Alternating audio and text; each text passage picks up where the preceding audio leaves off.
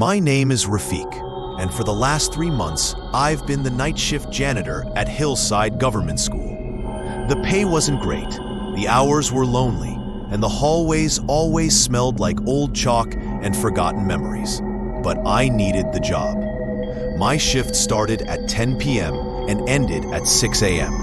8 long hours in a building that felt too big for one person. I didn't believe in ghosts, not then.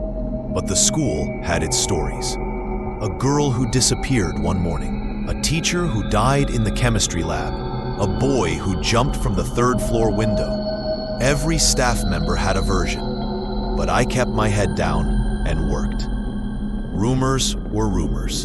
The first 2 weeks were normal. Mop, sweep, empty trash bins, check classrooms, turn off stray lights. But in the 3rd week, something changed. Late one night, as I finished cleaning the ground floor corridor, I heard it for the first time. Footsteps. Heavy ones. Slow. Deliberate. But the school only had one night janitor. Me. I stood still, listening. They were coming from the other end of the corridor, completely dark, since I hadn't switched the lights on there yet. I lifted my flashlight. "Hello?" I called out. "Anyone there?" The footsteps stopped. Silence filled the hallway like cold water. I swallowed hard. "Security guard? Sir?" But there was no answer, only darkness. I brushed it off as noise from outside, maybe a stray dog on the roof, or a loose gate banging in the wind. I didn't think about it again. I should have, because that was the first night the shadow noticed me.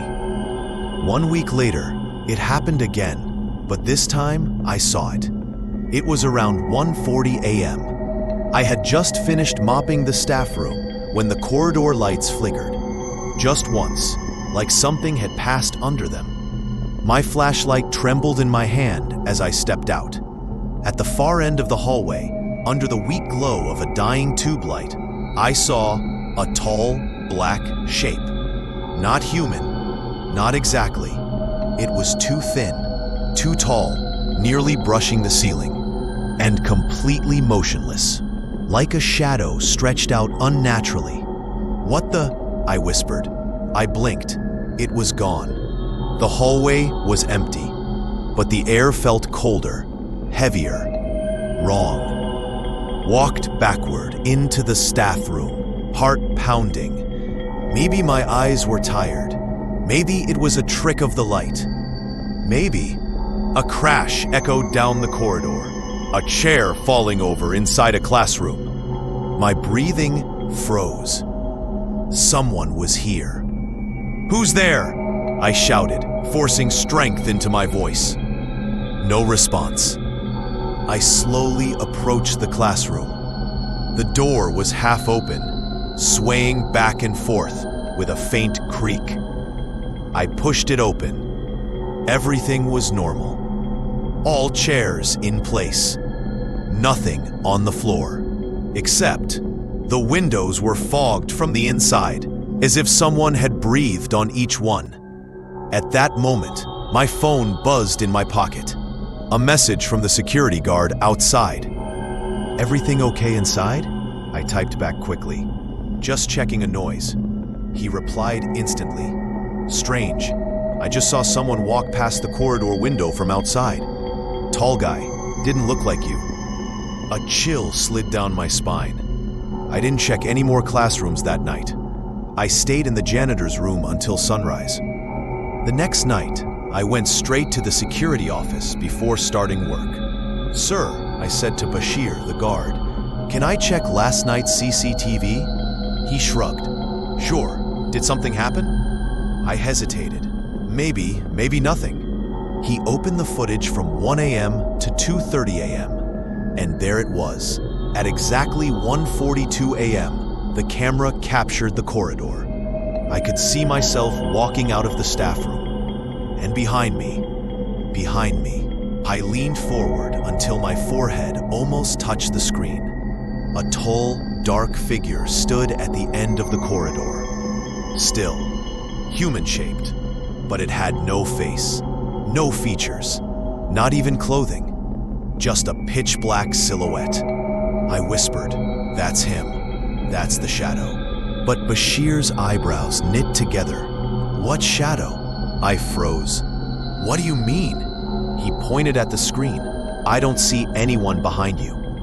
I stared again. To me, it was crystal clear, huge, dark, unmistakable. But Bashir saw nothing. "Wait," I said, heart thundering. "Let me show you something." I rewound to the part where the figure appeared. "Look," I tapped the screen. "Right there. Can't you see?" He squinted. "Rafiq, the corridor is empty." I felt like I was going insane. Then the next part of the footage played. At 1:46 a.m., I turned around in confusion, staring into the corridor. And behind me, the shadow was standing right at my back, just inches away. I staggered back from the screen. "Allah," I whispered. "Why can I see it, but you can't?" Bashir frowned seriously now. "Rafiq, listen, maybe you should take a break. Too much night work, not healthy." But I knew what I saw.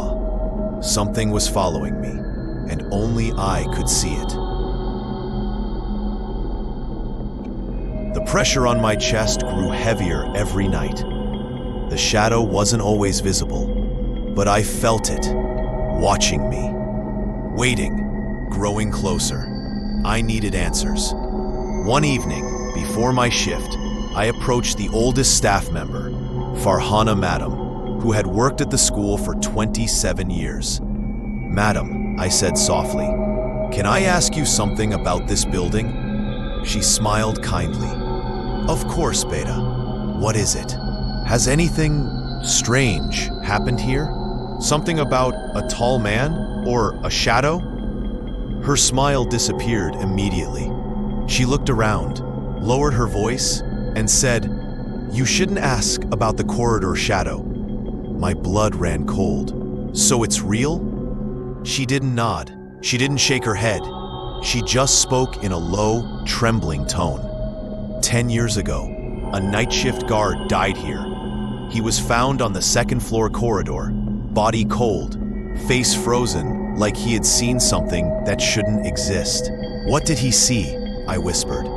"No one knows, but the last thing he reported on his walkie-talkie was, 'There is someone standing at the end of the corridor, watching me.'" My throat tightened. Madam continued. "The CCTV that night recorded nothing. But his eyes, when we found him, it looked like he died staring at something taller than a human. I couldn't breathe for a moment. And ever since," she said, voice trembling, "some staff members claim to feel someone following them at night." I left that job immediately after hearing the history of the school from Miss Farhana. I never went back to that school, but even now, when I am alone at night, I still feel that the shadow is somewhere around me, watching.